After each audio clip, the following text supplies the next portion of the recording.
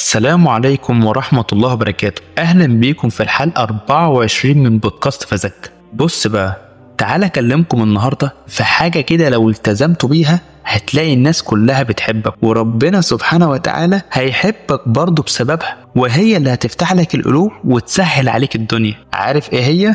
الحاجة دي بتكون حسن الخلق، وهي من أجمل الصفات التي يتسم بها المسلم، والتي تعلمناها من النبي صلى الله عليه وسلم. الأخلاق الحلوة دي هي اللي بتخليك خفيف على القلوب، وهي اللي بتخلي الناس ترتاح لك من غير ما تبذل حتى مجهود.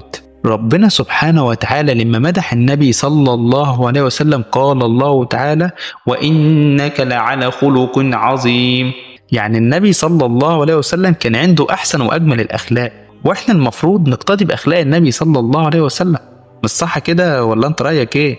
طيب ليه حسن الخلق مهم في حياتنا كده؟ وده لأن الدين كله مبني على الأخلاق. النبي صلى الله عليه وسلم قال: إنما بعثت لأتمم مكارم الأخلاق. يعني رسالة النبي صلى الله عليه وسلم نفسها كانت عشان يعلمنا الأخلاق الطيبة والكويسة في حياتنا. وفوق كده كمان الأخلاق الحلوة دي هي اللي بتقربك من النبي صلى الله عليه وسلم يوم القيامة. قال النبي صلى الله عليه وسلم: إن أحبكم إلي وأقربكم مني مجلسا يوم القيامة أحاسنكم أخلاقا.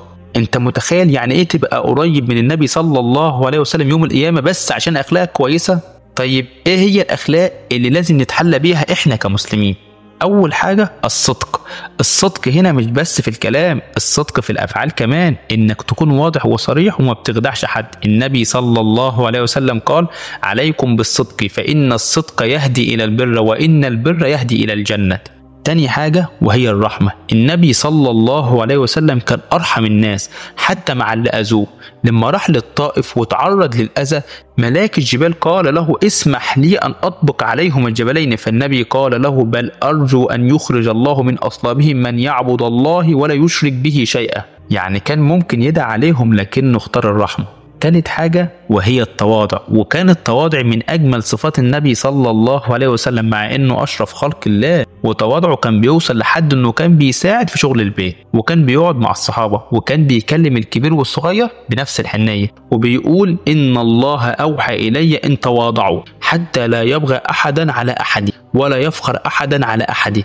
رابع حاجة وهي قزم الغيظ، واللي هي معناها انك تمسك نفسك على عصبيتك او غضبك. مش كل حاجة تستفزك ترد عليها بعصبية. النبي صلى الله عليه وسلم قال: ليس الشديد بالسرعة انما الشديد الذي يملك نفسه عند الغضب.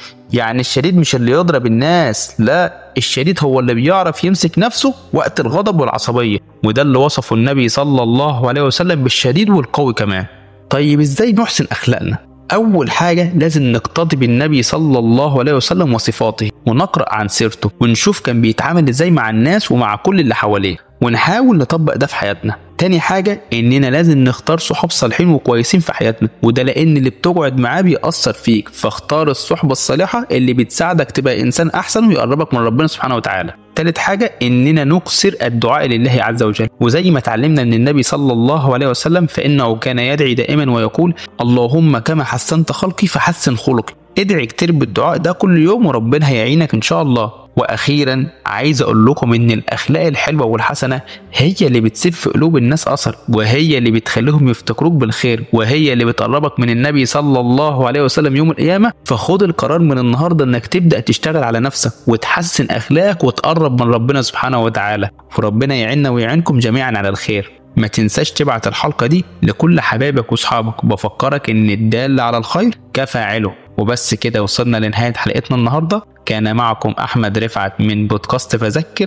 دمتم في رعاية الله، والسلام عليكم ورحمة الله وبركاته.